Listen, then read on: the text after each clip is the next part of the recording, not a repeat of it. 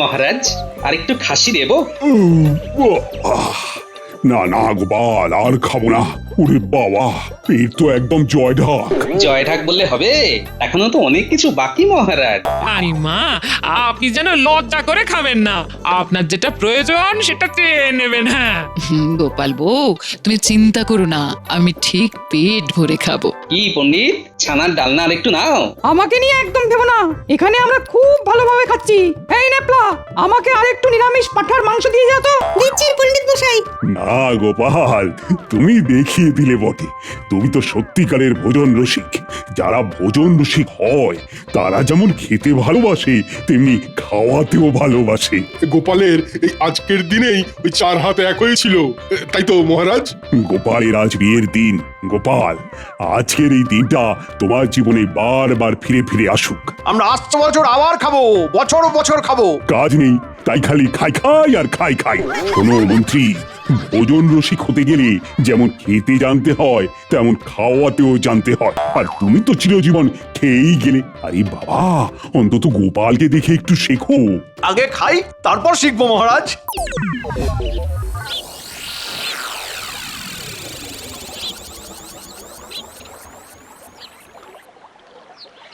গোপাল, কাল বড় ভালো খেয়েছি। তোমার মন আছে বটে। আপনারা সবাই খুশি হয়েছেন এটা জেনে আমিও শান্তি পেলাম। এই সবার বাড়ি বাড়ি খেতে খুব ভালো লাগে। তা কেন, নিমন্ত্রণ করলে তো যাওয়াই উচিত। মহারাজ বলতে চাইছেন যে আপনি তো শুধু ওই নিমন্ত্রণ খেয়েই চলেছেন, একবার আমাদের নিমন্ত্রণও তো করতে পারেন নাকি? উফ, খালি খাই খাই খাই খাই। দেখি কিছু খাওয়াতে হবে, নইলে আমাকে উঠতে বসতে কথা শোনাবে। ভাবছি এই মাসের শেষে আমাদের বাড়িতে আপনার পায়ের ধুলো ফেলার বন্দোবস্ত করছি। আচ্ছা, এই মাসের শেষে কি হবে? ওই কাল আমরা গোপালের বাড়ি যাওয়া উপলক্ষে নিমন্ত্রণ খেলাম, সেটাই। ও, তার মানে সেদিন 4 হাত হয়েছিল এক। বাহ বাহ বাহ, সুখবর। অবশেষে মন্ত্রীর বাড়িতে আমরা সবাই নিমন্ত্রণ পেলাম। গোপালের মতো আয়োজন করে ভূত ভোজন করিয়ে লাভ নেই, এমন কিছু খাওয়াতে হবে যাতে সেই খেয়েই সবার পেট ভরে যাবে। ভাবতে হবে, ভাবতে হবে। কি মন্ত্রী মশাই, একটু চিন্তায় পড়ে গেলেন বলে মনে হচ্ছে। চিন্তা? কিসের চিন্তা? আমি তো ভাবছি সকাল থেকে তোমাদের খাওয়ার ব্যবস্থা করব। তার মানে সকাল থেকেই তোমার বাড়িতে চলে যাব? মুখ ধুয়ে খালি পেটে আমার বাড়ি, তারপর শুধু খাওয়া আর খাওয়া। এর মধ্যে কিছু একটা গোলমাল আছে বলে মনে হচ্ছে, নইলে এত দরাজ তো আমাদের মন্ত্রী মশাই নন। কিছু একটা গোলমাল তো আছেই। ওটাই বার করতে হবে। তাহলে আমি আমার গিন্নি আর নাতি নাতনিকে নিয়ে সকাল থেকেই আপনার বাড়িতে চলে আসবো। যারা বিবাহিত তারা সবাই তাদের গৃহিণীদের নিয়ে আসবে, আর বড় কথা কি। সাধু সাধু মন্ত্রী, এই প্রথমবার তোমার মুখে মন্ত্রী সুলভ কথা শুনলাম। আমরা সেই দিনের অপেক্ষায় রইলাম কিন্তু।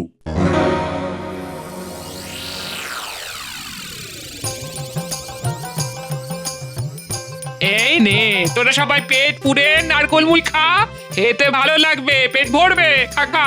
দাও দিদা, মুড়ি নারকোল আমার খুব প্রিয়। ওই তো গোপাল দাদু এসে গেছে। দাদু, আমরা এখন নারকোল আর মুড়ি খাচ্ছি। আবার একটা ভুরি ভোজ আছে। ওমা, তাই নাকি? এবার কার বাড়িতে? মন্ত্রী মশাইয়ের বিবাহ বার্ষিকী। বাবা, মন্ত্রী মশাই নিমন্ত্রণ করেছেন? আর কিপটে মানুষ। যাই হোক, মন্ত্রী মশাই করেছেন তো।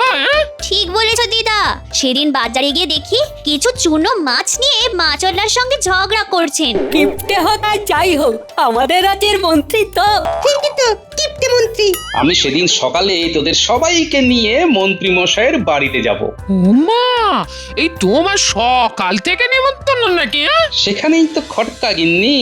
সকাল থেকে আমাদের নেমন্তন্ন করেছেন আমাদের হাড় কঞ্জুস মন্ত্রী। না, একটা কিছু তো গোলমাল আছেই, দেখা যাক।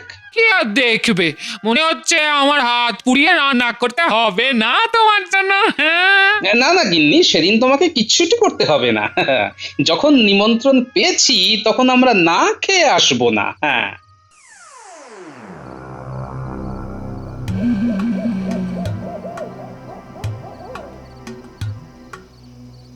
কটা ঘটা আছিস নাকি?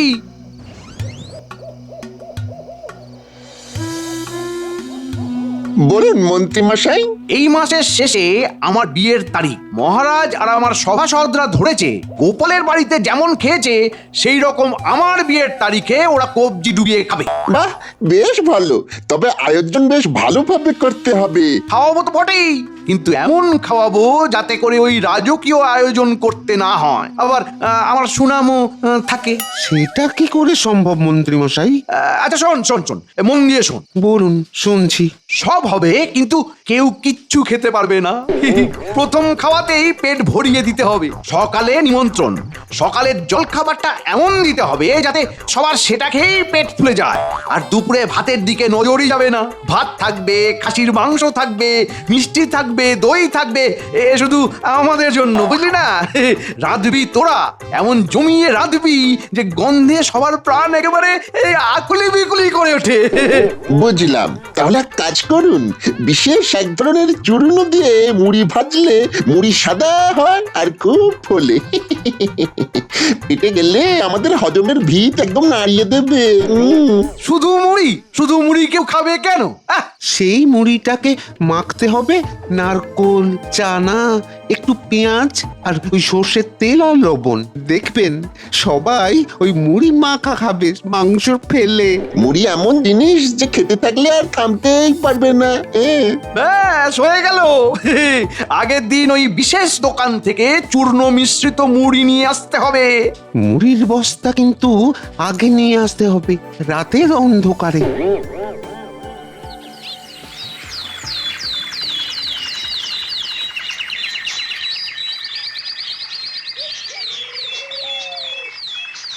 মন্ত্রী, এবার বলো তো, সেদিন সকাল থেকে আমরা তোমার বাড়িতে গিয়ে কি কি করব? খুব হুল্লোড় করব, খাবো দাবো আর আনন্দ করব, যেরকম আমরা ওই গোপালের বাড়িতে গিয়ে করেছিলাম। আমি একটা চূর্ণ তৈরি করেছি, সেই চূর্ণটা খেলেই চঞ্চনে খিদে পাবে। হ্যাঁ হ্যাঁ। ওরা কত কি ভাবছে, খাবেন তো মুড়ি মাখা। কি মন্ত্রীমশাই, কি ভাবছেন আর মুচকি মুচকি হাসছেন? তোমরা কতদিন পর আমার বাড়িতে যাচ্ছ, আমার কি যে আনন্দ হচ্ছে, মানে আমি আর আমার গিন্নি যে কি আনন্দ পাচ্ছি সেটা বলে বোঝাতে পারবো না গো। এবার বলো তো, খাদ্য সূচিতে এবার বলে ফেলো দেখি। সকালবেলা কুড়মুড়ে মুড়ি আর নারকোল, চানা মশলা, পেঁয়াজ দিয়ে মুড়ি মাখা, আর গন্ধরাজ লেবু কেওড়া দিয়ে শরবত। বাহ বাহ, কি ভালো! আমার হচ্ছে উদ্দীপন। খাবারের নাম শুনেই মনে লাগছে কখন। সবার জন্যই আয়োজন করেছি। মুর্শিদাবাদ থেকে খাসি আসছে, আর খাম্বাজ থেকে দই মিষ্টি। গোপালকে টেক্কা দিয়ে দিল। আমি তো টেক্কা দেবার জন্য কিছু করিনি রাজবৈদ্য। আমার সাধ্য যা আমি সেই রকমই ব্যবস্থা করেছি। মহারাজ, আমার কি আপ্যায়নে কোনো ত্রুটি হয়েছে মহারাজ? না না, তোমার কোনো ত্রুটি হয়নি রাজবৈদ্য। এই ধরনের তুলনা টানা মোটেই ঠিক কাজ নয়। না না না না, আমি ওই একটু খাওয়া নিয়ে আমোদ করছিলাম। প্রথমে গোপাল, পরে মন্ত্রী মশাই, এরপরে কে? এরপর সভা কবি। এই সভা কবি, ঠিক বলেছি তো? মহারাজ, আপনি বলেছেন যথার্থ। আমি খাওয়াবো, এর একটাই অর্থ। এখন আমরা মন্ত্রী মশাই নিমন্ত্রণের ব্যাপারে মনোযোগী হই। কি বলেন মহারাজ? হ্যাঁ, এই বলেছ বিজ্ঞানী। এখন শুধু মন্ত্রীর বাড়িতে কি খাবো সেটাই মনে করছি, আর কত খাবো সেটাই শুধু ভাবছি। আমি তো মোটামুটি 3 দিন আগে থেকেই খালি এবেলা আর ওবেলা ওই শশা আর ভোলা ময়রার দোকানের টক দই, একটু সৈন্ধব লবণ, এই আহার করব আমি আর আমার গিন্নি দুজনেই। বেটা গোপালের কত শখ, খাবে বলে এখন থেকে পেট খালি করছে। বিজ্ঞানী আবার কি একটা চূর্ণ দেবে, সেটা খেলে নাকি খুব খিদে হবে। শুধু মুড়ি মাখা খেয়ে তোমাদের বাড়ি ফিরে আসতে হবে। মহারাজ, কাল আমার একটু রাজসভায় আসতে দেরি হবে। ওই মিষ্টির কারিগর আসবে তো। মিষ্টির কারিগর? বাহ বাহ বাহ, কিন্তু আমাদের ভোলা ময়রা কি দোষ করলো? ভোলা ভালো ভালো, তবে খাম্বাজ থেকে যে কারিগর আসবে সে কিন্তু আরো ভালো। তার মিষ্টি যেমন দেখতে তেমন স্বাদ। শুধু গল্প শুনে যান। মন্ত্রীমশাই কিছু একটা ভাবছে। না, এবার একটু মন্ত্রীমশাইয়ের উপরে নজর রাখতে হবে। কিছু একটা গোলমাল তো ঘটাবেনই মনে হচ্ছে। ঠিক আছে মন্ত্রী মশাই, আপনি যদি পাতায় পাতায় চলেন তো আমি পাতার জালক শিরায় চলি।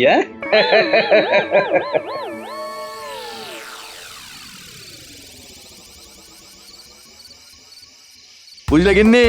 ওহ, সবাই কত কিছু চিন্তা ভাবনা করছে আমাদের বিবাহ বার্ষিকী নিয়ে, কিন্তু আমি তো জানি বাবা আসলে কি ঘটবে।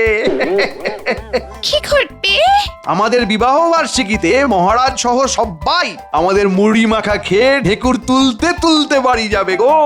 না, ধরা পড়বার কোনো সম্ভাবনা নেই তো? আরে না না, ওরা তো মুড়ি খেয়েই পেট ভরিয়ে দেবে।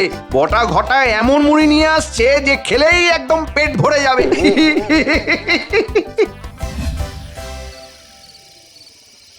সন্তরা, কাল থেকে খুব সন্তর্পণে মন্ত্রীমশাই রাজসভার পর কোথায় যায় কি করে সব জানবি। কেন গো গোপাল দাদু, মন্ত্রী মশাই আবার কি ঝামেলা করছেন? এখন করেননি, কিন্তু খুব সম্ভবত কোনো একটা গোলমাল করতে যাচ্ছেন। ঠিক আছে গোপাল দাদু, আমরা ঠিক খবর এলে তোমাকে দেব। এই মাসের শেষ দিনে নাকি মন্ত্রী মশাইয়ের বাড়িতে আমাদের নিমন্ত্রণ। হ্যাঁ, সেটা নিয়েই তো গোলমাল। যে মন্ত্রীমশাইয়ের হাত থেকে জল গলে না সে করছে নিমন্ত্রণ। ও মা, সেটা কি গো গোপাল দাদু? তাহলে কি হবে? আমরা খাবো না, আনন্দ করব না? মন্ত্রীমশাই যখন নিমন্ত্রণ করেছে তখন খাওয়াতে উনি বাধ্য। আমার বানর সেনা, তোরা কিন্তু কাল থেকে নজর রাখবি মন্ত্রী আর বটা ঘটার উপর, কেমন?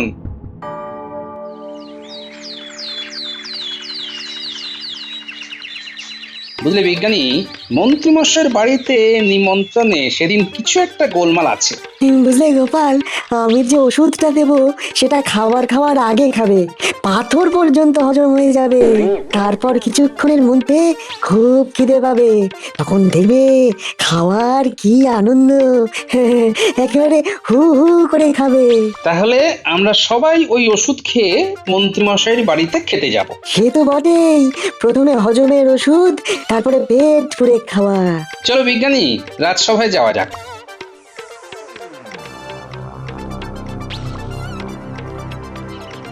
ওই দেখ, মন্ত্রী মশাই আসছে। আমাদের কিন্তু পিছু নিতে হবে। চল চল সবাই।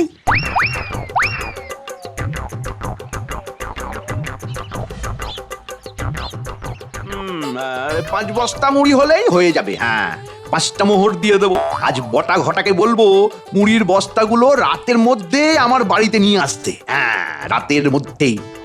কি জোরে জোরে হাঁটছে দেখ, লম্বা লম্বা পা ফেলছে। মন্ত্রী মশাই হাঁটছে, আর আমরা ছুটছি। যাচ্ছে কোথায় সেটা বুঝতে পারছিস? না বোঝার তো কিছু নেই, যাচ্ছে তো বটা ঘটার বাড়ির দিকে। কোনো কথা না বলে আমরা চুপচাপ পিছু নিই। আজ রাতে গোপাল দাদুর কাছে গিয়ে সব কথা বলতে হবে।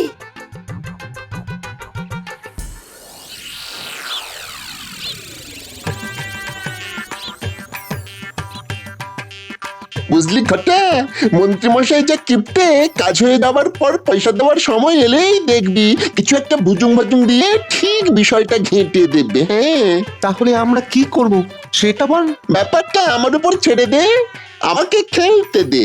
আগের টাকা পয়সার কথাটা আমাকে বলতে দে।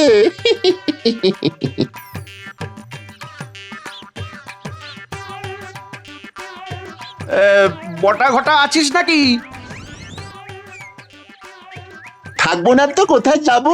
আসুন, আমরা আপনার জন্যই অপেক্ষা করছি, অনেক কথা আছে। অনেক কথা আমারও আছে রে। শোন শোন, মন দিয়ে শোন। আজ রাতে মুড়ির বস্তাগুলো নিয়ে আমার বাড়িতে দিয়ে আসবি, আর কাল খুব সকালে নারকোল গাছে উঠে সব নারকোল পেড়ে সব তৈরি করে রাখতে হবে কিন্তু। ব্যাপারটা কিরকম একটা লাগছে না? রাতে মুড়ির বস্তা আনতে বলছে। আচ্ছা, মুড়ি কেন? আমার বস্তা বস্তা মুড়ি শুনতে দে না। একটা কথা আছে মন্ত্রীমশাই, মুড়ির বস্তা আনতে তো আমাদের যেতে হবে, তা আমাদের সঙ্গে তো টাকা করি নিয়ে কোনো কথাই বললেন না। শুনুন মন্ত্রী মশাই, আমরা রান্না করব, আমরা গাছে উঠে নারকোল পারবো, তারপর কত বড় চুমকি নিচ্ছি বলুন তো। মহারাজ কিংবা ওই গোপাল যদি বুঝতে পারে তাহলে তো আমাদের সব শেষ। সুতরাং পয়সা করির ব্যাপারগুলো আগে থেকে বলে নিলে কি হয়, মনটা না বেশ চাঙ্গা থাকে।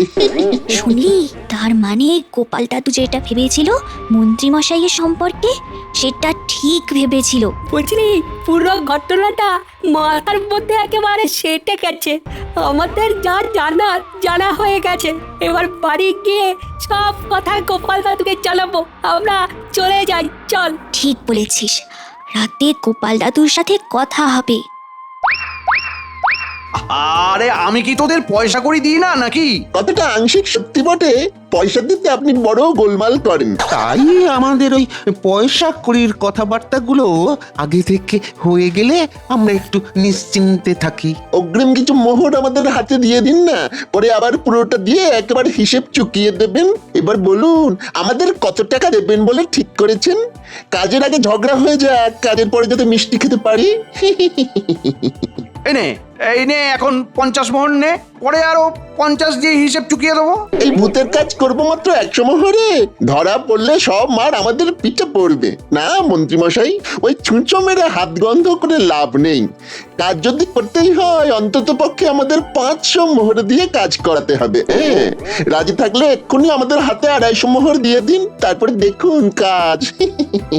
ঠিক আছে ঠিক আছে, ওহো এই নে এখানে 250 মোহর আছে। না, এই বটা ঘটাকে দিয়ে আর কাজ করাবো না, এই শেষ।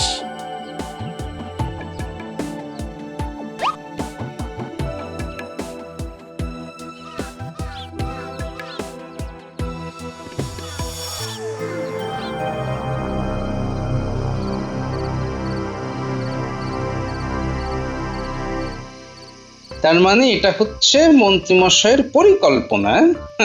ব্যাস, এবার আমার কাজ শুরু হবে। এবার তুমি কি করবে? মন্ত্রীমশাই নিজেকে খুব চালাক বলে মনে করেন। উনি জানেন না যে গোপাল মন্ত্রীমশাই থেকে অনেক বেশি বুদ্ধি ধরে। এটা আমার অহংকার, আর এই বুদ্ধির জোরে আমি সবার কাছে সম্মান পাই। গিন্নি, গোপাল দাদু, আমাদের কি কি কাজ আছে আর? তোদের আর কোনো কাজ নেই রে। তারা স্নান করে পরিষ্কার জামা কাপড় পরে মন্ত্রীমশাইয়ের বাড়িতে গিয়ে পেট পুরে খাবি, ব্যাস। এই তো শুনলে, মন্ত্রী মশাই মুড়ি ছাড়া কিছু খাওয়াবেন না। হ্যাঁ গো গিন্নি, আমার প্রতি কি তোমার একদম বিশ্বাস নেই? আমি যখন বলেছি মন্ত্রীমশাই খাওয়াবেন, তার মানে খাওয়াবেন। শুধু আমার কতগুলো জায়গায় পায়ে হেঁটে যেতে হবে, ব্যাস। এখন একটু বেরোবো, মহারাজের কাছে যাব। চলি। হ্যাঁ,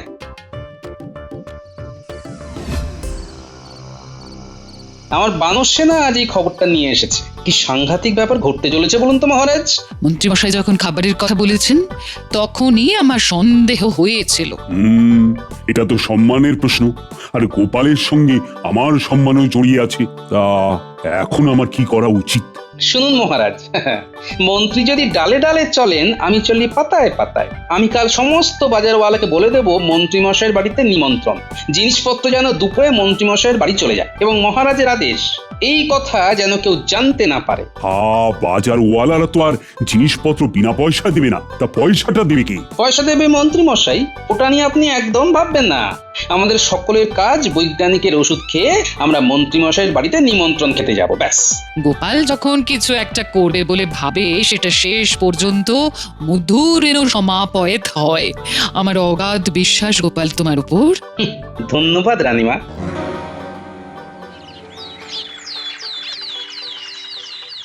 সকাল থেকেই চন্মনে খিরে, ও মন্ত্রী, আরে জল খাবার দাও। হ্যাঁ, খিদেতে পেট চুই চুই। জল খাবার মুড়ি দিয়ে শুরু হোক। মুড়ি মাখা, তার মধ্যে নারকোল, ভাজা চানা আর সুন্দর মশলা। সাধু সাধু, জল খাবারই যখন এই, তাহলে আসল খাবারটা যে কি হবে সেটা তো বুঝতেই পারছি। বটা ঘটা, সবাইকে মাখা মুড়ি আর শরবত দাও। মন্ত্রীমশাই, ওদের শুধু মুড়ি দিতে বলুন, আমরা খেতে থাকি। জল খাবারটা জমিয়ে করব, তারপর মধ্যাহ্ন ভোজনের পালা। গোপালের কথা বলার ধরনটা যেন কেমন লাগলো। গোপাল দাদু, আমাদের মুড়ি দেবে না?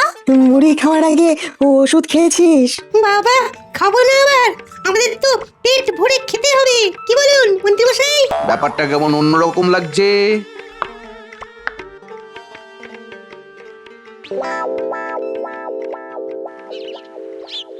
ও মন্ত্রী মশাই, আরে এখনই তো ফাঁকা হয়ে গেল, আরো দিন।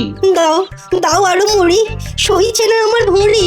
আরে ওরা তো খেয়েই চলেছে, 5 বস্তা মুড়ি তো শেষ, 100টা নারকল শেষ, গাছে তো আর নারকলই নেই। ওই মন্ত্রী, আমার যে মুড়ি মাখা শেষ। আরে আরো মুড়ি দাও। দিচ্ছি মহারাজ, কি করে দেব? বেলা অনেক হয়েছে মহারাজ, এবার আমরা মধ্যাহ্ন ভোজ খাবো। মন্ত্রী মশাই, মধ্যাহ্ন ভোজনের জন্য আপনি প্রস্তুত তো? মুর্শিদাবাদের খাসি দিচ্ছে মুখে হাসি, খাম্বাজে মিষ্টি, কি অপরূপ সৃষ্টি। রান্না কদূর? বটা ঘটা, রান্না কত দূর মহারাজ জানতে চাইছেন? রানীমা তো খিদেতে একেবারে কাতর। মহারাজ, একটা বিপদ হয়েছে, আমাদের না সেই রকম প্রস্তুতি নেই। কি ভেবেছিলেন মন্ত্রী মশাই, শুধু চূর্ণ মিশ্রিত মুড়ি খাইয়ে আমাদের পেট ভরাবেন? সে কি গোপাল, তাহলে এই এত মানুষ, তারা খাবে কি? আপনি কিচ্ছু ভাববেন না মহারাজ, গোপাল থাকতে আপনি, রানীমা আর সভাসদরা না খেয়ে থাকবেন, এটা হয়? আমার সমস্ত বলা আছে, মন্ত্রী মশাইয়ের ঘরে সব চলে আসবে। ওই দেখুন, ভোলা ময়রা মিষ্টি নিয়ে, মুদি বাজার মাছ সব নিয়ে চলে আসছে। দাম কে দেবে? আমার তো হাত খালি।